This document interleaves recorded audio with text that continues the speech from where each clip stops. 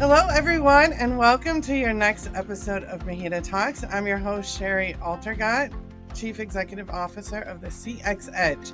I'm so glad to have you guys here today. We have a very special guest in advance of our Women in Industry Conference. I'd like to welcome Fotini Iconomopoulos. That's it. Yes, that's a great start. I promise I practice the pronunciation. I think I got that a little bit wrong, but we're going to have a great conversation today. So just to give you guys a little bit of background, she's been helping people get what they want for decades. Her books, keynotes, workshops, virtual courses are all designed to teach negotiation and communication skills required to navigate any scenario. I don't think anybody can argue that's something all of us can get better at. I'm really excited to learn from you today. So thank you so much for joining us. Thank you so much for inviting me. Yeah, I got it. I've been a part of the Women in Industry Conference since its inception. It really is a great group of women. They get the best speakers for us, always a lot of information. So I'm excited to kind of jump into this. As I said, we're going to focus our conversation more around negotiation, communication, which is something I think people talk about communication a lot, but I think the element of negotiation isn't touched on very often. And so I'm really excited to dig in. Since maybe not everyone's familiar with you, I was hoping we could just kick it off with a quick kind of intro in your background and how you really got into this field. I mean, it kind of found me. I tell people it was accidental. So, I mean, I was born into a very strict immigrant household, so I negotiated my way out of the house. It was something that I was exposed to also in our culture on a regular basis. Okay. And then I ended up in sales. I ended up doing an MBA and I ended up negotiating with Walmart on a daily basis as my first job out of school, working for L'Oreal and changing the world one lipstick at a time. And when I cut my teeth there, this training company was hired to teach us to be more effective negotiators. And they actually said, you should be doing what we do. So this global organization who came in to train me basically poached me and then started sending me all over the world to start training others on how to be more effective at this. So I was working with everyone from CEOs of oil and gas billion-dollar companies to junior account managers at Nestle and everybody in between. So I learned by doing initially. I was interested in the subject. I kept, studying it personally and engaging in the training and the workshops that I was being exposed to. But it was really the doing piece and the teaching piece that really immersed me in, oh, here's why that worked. And here's why this part didn't work for me.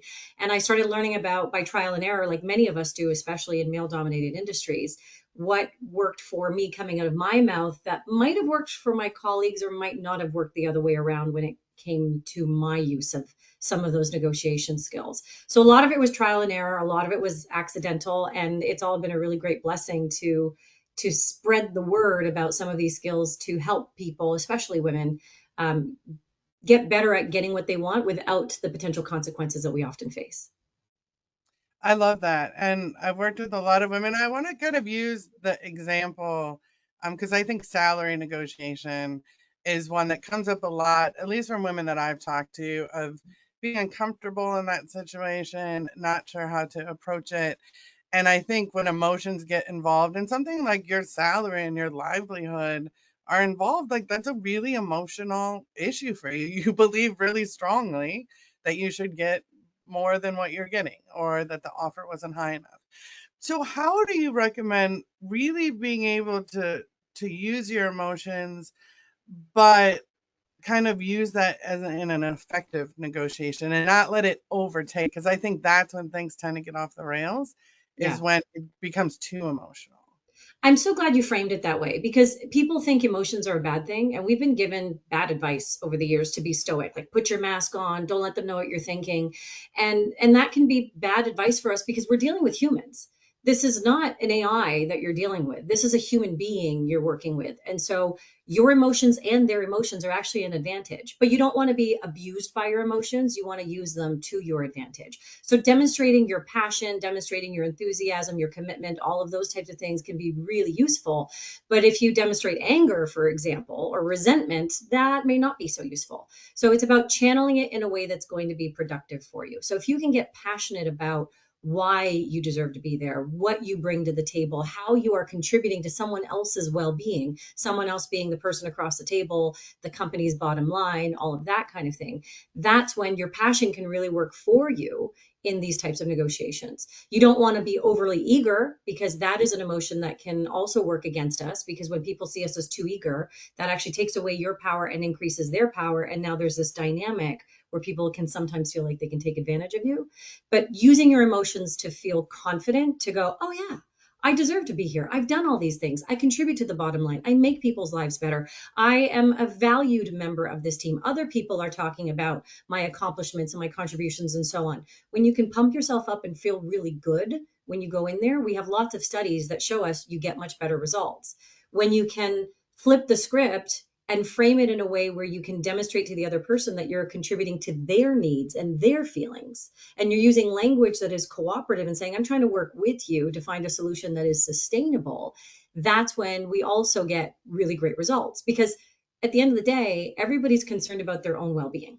You're concerned about yours, the company or the person across from you is concerned about their own too. How do we make those two things match? Think about what's in it for them, and then you can take all that passion, that energy, and confidence and frame it up in a way that's going to make them go, yeah, I do want to work with this person. We want to work with people we like. We like people who are cooperative. So if you're going in there guns blazing, if you're going in there banging fists on the table, that kind of anger and those negative emotions can work against you. But positive emotions like, hey, I'm trying to find a solution that is cooperative, that is sustainable, that makes us want to continue to work together and continue to benefit one another. Well, that's something that we can all get behind. Yeah, you made so many good points there. And I tell people all the time, a lot of times a person promoted is not the smartest person in the room. A lot of times they're the person that people wanted to work with the most. Yeah. Like they like the best. So it's important to think about that. And you touched on confidence, which I think is a really, really important point, especially with negotiation. And, for somebody that maybe doesn't have a really high level of confidence, how can they frame that and fix that when they go into a negotiation that they're perceived as having a higher level of confidence? Well, it starts with inner work. And so, one of the things I recommend to my MBA students, because I teach a lot of MBA classes, is I tell everybody to have a feel good folder. And so, what that means is in my Outlook, I literally have a folder every time someone sends me praise, someone says thank you, a congratulations of some kind, it goes in the feel good folder. Because if you are not feeling confident, that's a really great way to just, shoot up your confidence and your energy. And what that means is you're actually increasing your power before you go into a negotiation. And if you're talking about like end of year evaluations or a big moment that's coming up, that's potentially a reason for promotion. When you go into your feel good folder, you now have in chronological order all of the great contributions you've made from somebody else's mouth. You now get to quote other people. You now have testimonials from other people. So not only will they boost your confidence to go, oh, I should feel really good that these people are saying great things about me. You can also speak about the testimonials you're getting to someone else.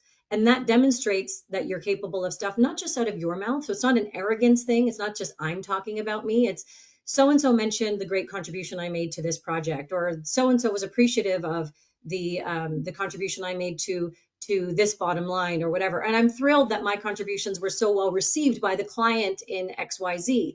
Now you can talk about more specifics and objective information instead of it feeling icky, because some people will feel like I don't want to boast about myself. We've got to get a little bit more comfortable with that, but we can frame it up in a way where it doesn't feel so icky or so boastful if we're talking about it as here are the facts that have been presented to me that I'm simply presenting to you.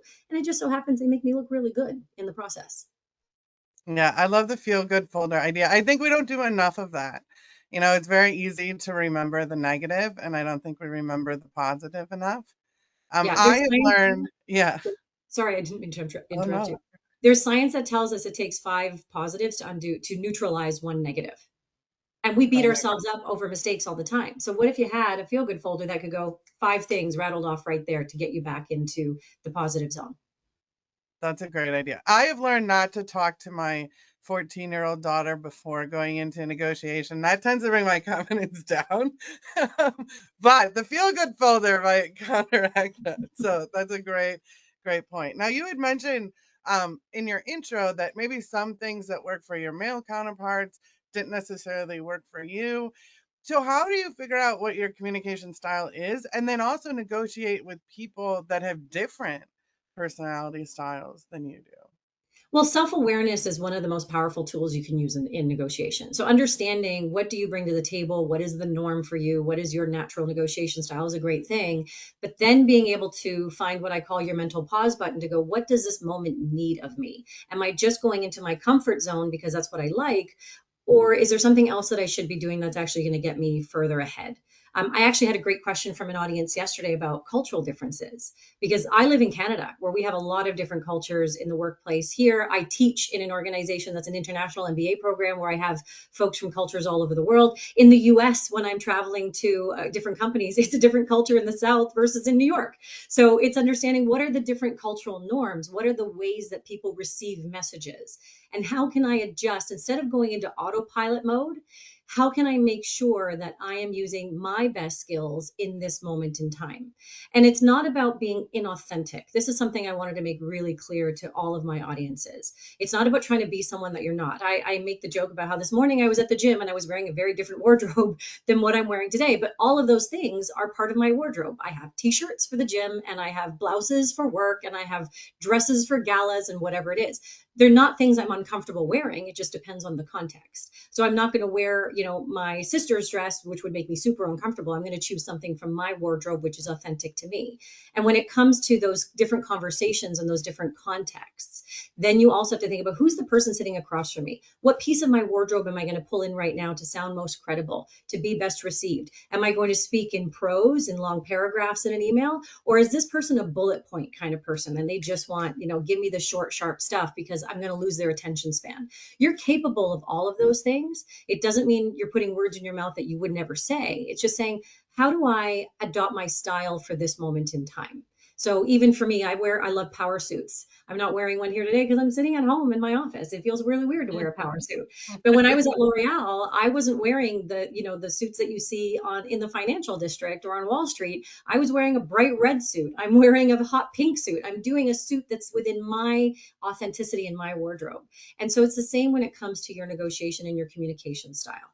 You don't have to change who you are. You might want to adjust your language a little bit. Maybe you want to shorten up some of your sentences. Maybe you want to, remove some of the more dangerous words in negotiation that make you sound doubtful and be more credible when the moment calls for it. Those are the little things that we can tweak that will get us a lot further. But most of the time that requires, like I said, pressing what I call your mental pause button instead of going into autopilot mode, instead of going into what I'm comfortable with, what does the moment require of me right now? And that's where you'll find your authenticity, what's within your wheelhouse to be able to execute appropriately. I think that's such a fascinating, brilliant way of explaining it because I do think people struggle with how am I don't want to be fake. I want to be who I am, but I know it needs to be polished in a certain way for this conversation or this conversation. And I think really thinking of it as it's all different parts of yourself and you're just fitting what makes most sense for that situation is a brilliant way of saying it. So thank you for that. But you had mentioned be careful not to use the dangerous words of negotiation. So now, I mean, I clearly have to know what some of those dangerous words of negotiation are. So this is a spoiler for anyone who's going to be in our audience, but I find the two most dangerous words in negotiation are I think. And I think has a time and place in our vocabulary and in our conversations, but when the stakes are high and when you need to be seen as credible and authoritative, the second you say I think, it signals I'm not entirely sure, so I'm doubtful. It signals, well, I think is an opinion, it's subjective, so feel free to give me your opinion because that's what we do. We mirror what other people do. And it signals that you're movable because it's not set in stone. So what I'd rather people do is replace that with the two most powerful words in negotiation. And I know, contrary to popular belief, it's not I know, because you don't need to tell them what you know. Instead, you need to demonstrate that you know. So I would use words like based on. So based on my knowledge of the industry, based on the best practices we've seen, based on what you just shared with me, based on the latest statistics, whatever it is that's going to come out of your mouth, whatever you say after based on, their brain goes, ooh, it's based on something. This is credible. This is objective. This is third party. This is authoritative. And so now you come across as much more credible. You've increased your power before you've actually said anything yet. And when you can use the based on what you just shared with me or based on your objectives, something that came out of their mouth, they feel more attached to it and they feel more accountable to it because they don't want to contradict themselves. No one wants to look stupid. And you can use that to your advantage. So if you say, well, based on what you shared with me earlier about your objectives, it seems like this is the logical approach or the best approach to achieve those objectives. And now they're like, oh, I did say I was going to hit those objectives, or I did say that those were the statistics that were really important to me. So now I guess I have to follow through with that and be on board with what this person is saying. So it's just those little things that can go a really long way. And based on can be super authentic in all of your vocabularies, whoever you are. It's not academia. It's not something that's not available in any language that I speak. And you can use something similar. You can use a synonym like it seems as though, or according to, or whatever. But this is now going, it's not according to me. It's according to all the stuff around us. It's not my personal opinion. I'm choosing facts out there that you can't pin on me or blame me for when you don't like them. And so those are the little things that can change conversations and go a really long way with just a tiny little, again, pause button moment to go, what do I say right now to make them want to listen a little bit more carefully or feel more accountable to what I'm saying? Yeah, that's great. And I don't think it's a spoiler because I think it will make all of us need to hear that more than once.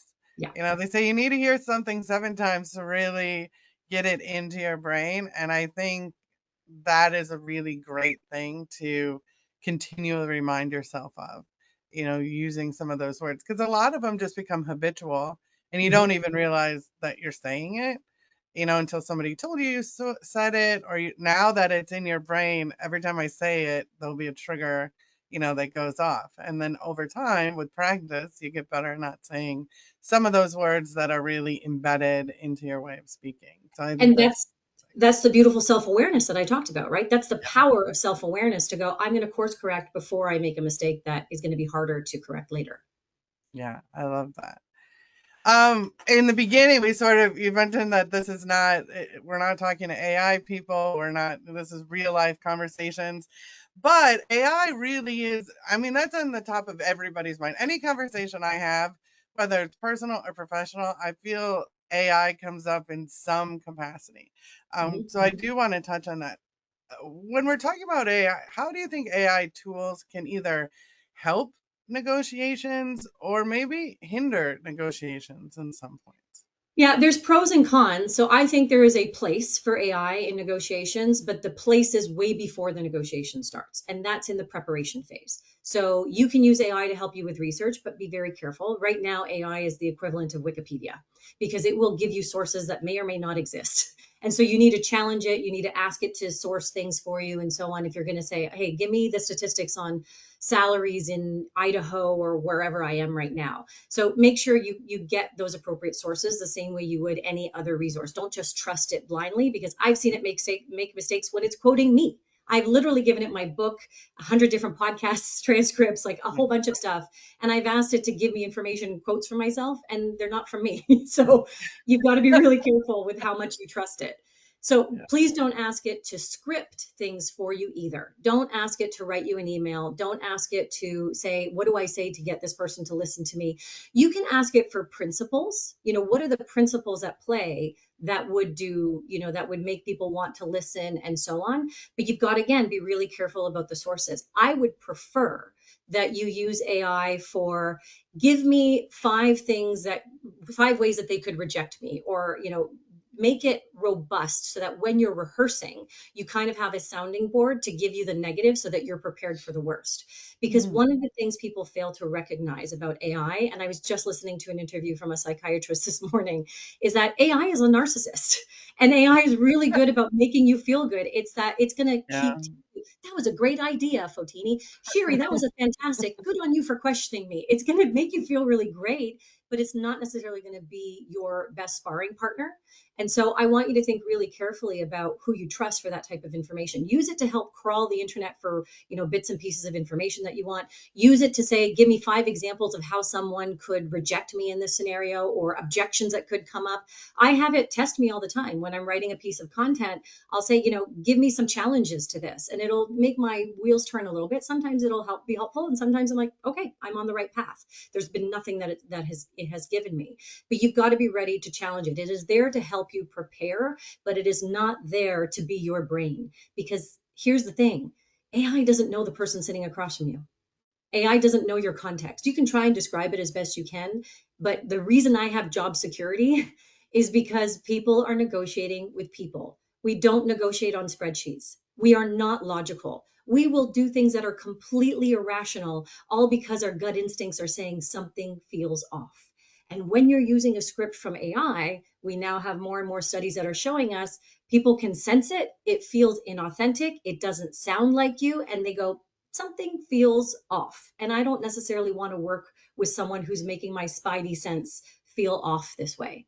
I even had a friend send me an email recently where she's like, can you look this over? I'm about to send it to a client. I'm like, that does not sound like you at all. She goes, I know, but it can write better than I can. I'm like, no, it can't. And we even have data that shows us, even when you're throwing in a few ums and stuff like that, you sound more credible because you sound more human. When you sound too perfect and too polished, and you've probably heard me stutter over my words or correct myself. I'm not really that self-correcting, because I know that you're going to understand from my authenticity that what I'm telling you comes from a place where I feel confident, but I'm not worried about the polish and the perfection of it all. And so Yeah. that's what we have to remember, is we're dealing with a human. Who is the person sitting across from me? What is their personal experience? What is their bias? What is the precedent that they have had leading up to this conversation with you, and what are their expectations? Because your expectations and mine are going to be very different when we walk into the very same negotiation scenario. Yeah. Yeah, I think that's great advice, especially the negative comments, like trying to get what their objections would be, just so you can be better prepared. I think that's a great tip. And I totally agree when it comes to AI. I'm worried that we're coming to a point that people might be too reliant on it for facts, Mhm. and for scripting, and we lose some of that authenticity that we talked about in the beginning is essential to good negotiation. So thank you for sharing that. Going back to the person sitting across from you, I think a lot of times, people find themselves in a position where the person across from them has a lot more power than they do, whether Mhm. it's a board of directors, whether it's their boss. And those situations can a lot of times be very intimidating because Yeah. you feel that they're more powerful than you, and you're trying to sell an idea up the chain. I've heard a lot of women struggle with, they have these great ideas, but they don't know how to sell it up the chain because everybody else has more power than them. So how Yeah. do you deal with the power dynamic when you feel that you don't have the leverage that maybe the person across from you does?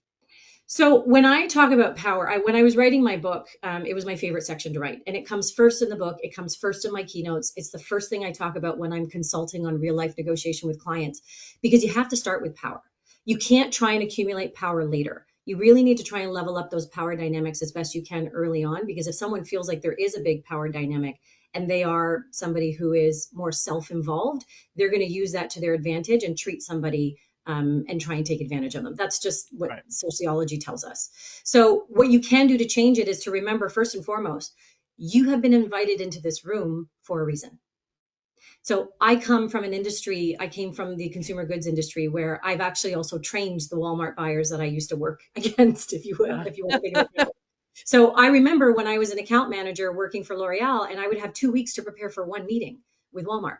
And when I started working on the other side of the table with them and training them, they had like a million meetings a day. They had like 2 minutes to prepare for the next meeting coming up. Mm, But the reason you got into their calendar was because you were valuable to them.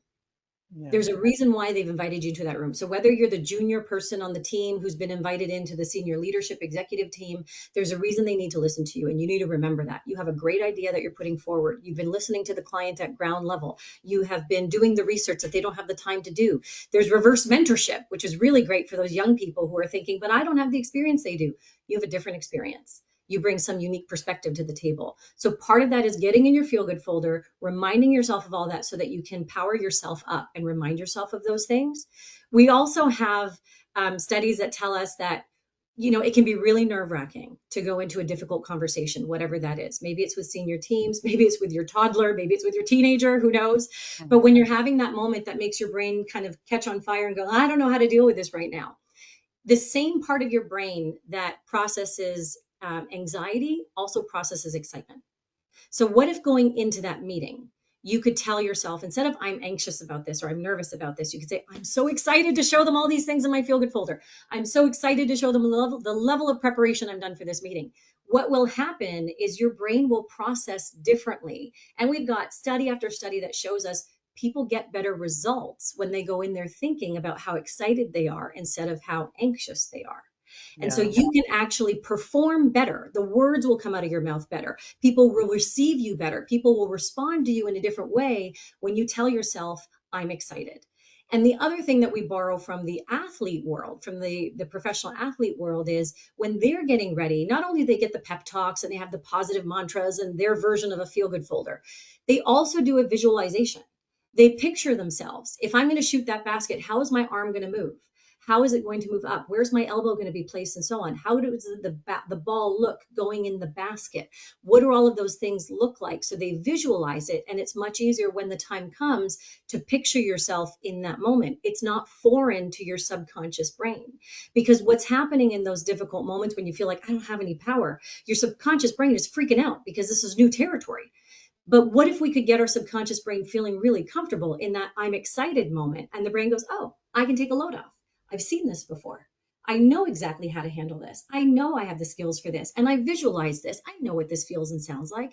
And you've done the whole practice bit. You've practiced the words coming out of your mouth. So your brain's going, I know these words. This isn't the first time this is happening for me. Or when they say something that is like, maybe they sound like a jerk. And you're like, I knew they were going to say that. And that's why I'm prepared for this question. Or that's why I'm prepared with my based ons, or whatever that is. But your subconscious is going, ooh, I'm happy. This is familiar territory, instead of, I don't know what to do right now. But you've got to make sure that you power up first. So it's the personal confidence, it's the based on stuff, because maybe they don't know all the great stuff you've been doing. Maybe you need to educate them a little bit. Maybe you need to strategically have someone else power up for you.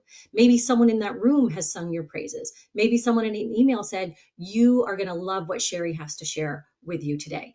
Any of those things will charge your battery to level the playing field a little bit, to make them realize, oh yeah, there is a reason why this person is in the room with me, why they have time in my calendar, and so on. So level the playing field both personally as well as externally and strategically. What do you need to do to make sure they recognize that you deserve to be there too? Yeah, I totally agree. I do a similar thing where I just reframe what power is. They might have power because they're my boss and control my salary, but I have power because I'm the only one that knows about marketing and sales, or I Exactly. have power because it's my idea. Nobody else has this idea. So power doesn't always have to be who has more money or who has a bigger title. You can redefine what the power actually means. And for And me, that helps. That goes back to your point about confidence. yeah, and I think that brings up a really great point that I talk a lot about in my book. It's not just actual power, it's not money, resources, authority, titles. It's also perceived power. Yeah. So how do you show up in a way that makes them go, oh, she deserves to be there? Because that perception then becomes reality for everybody in that room as well. So you can't go in there like, puffing out your chest and have no substance to back that up. But if you go in there and you have all the skills in the world and all the degrees in the world, but you're going in there looking like you're a scared little kid, well, then Right. that becomes their new reality too. So we need to behave in a way that makes them want to engage with us and believe that we have that power as well. I totally agree.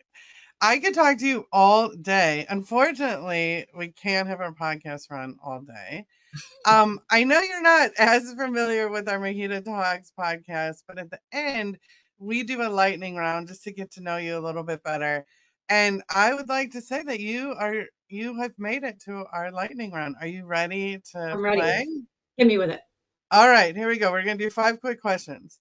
If you had to give up coffee or Wi-Fi for 1 week, which one are you giving up? Coffee, hands down. I'm not a caffeine person. I'm addicted to my phone though. Same. What's one thing you refuse to buy generic, no matter how much it costs? Mascara. Oh, It's my that's favorite. awesome. It's my favorite product. It's my L'Oreal roots are still coming in strong. Who is the best communicator you've ever met? My mother, she's the secret weapon that people don't realize. Wow, that's awesome. Would you rather say exactly what you're thinking all the time or never be able to speak your mind again? Oh, exactly what I'm thinking. I just like to dress it up a little bit in a more Yeah, I diplomatic would just way. have less friends for sure. Yeah, But that's cool with me. if you could instantly master any random talent, what would that be? Oh, if I could instantly master any talent, I think I would really love to paint. I don't know why that popped into my head, but I think I need to be more expressive and get more of those passionate outlets. So I think that would be a good one. Well, awesome. Well, you made it through our lightning round with flying colors. Thank you for that. Thank you for your time today. I want to remind everybody that you're going to be speaking at the MHEDA Women in Industry event. That event happens November 4th and 5th in Rosemont, Illinois, right outside Chicago. We cannot wait to see you. Like I said, I could have this podcast go on 3-4 hours. I know you have a lot to offer. I took a lot away from it. Is there anything you'd like to leave our listeners with? Just I'm going to be the closing speaker, so make sure you stick around to the very end. I promise to keep the energy high. And when in doubt, remember the title of my book is Say Less, Get More for a reason. Don't talk yourself out of something. Find that little mental pause button and find the confidence to carry you through. Well, thank you again. And I know these women, they stay to the end because there's also an after party. So for sure, everyone will be staying to the end. If not for the after party, definitely to hear you. If you haven't registered for the Women in Industry Conference, you can do so through MHEDA's website. We look forward to seeing everyone there. Thank you again, Fotini. It was a great conversation, and we'll see you soon. I can't wait. Thank you.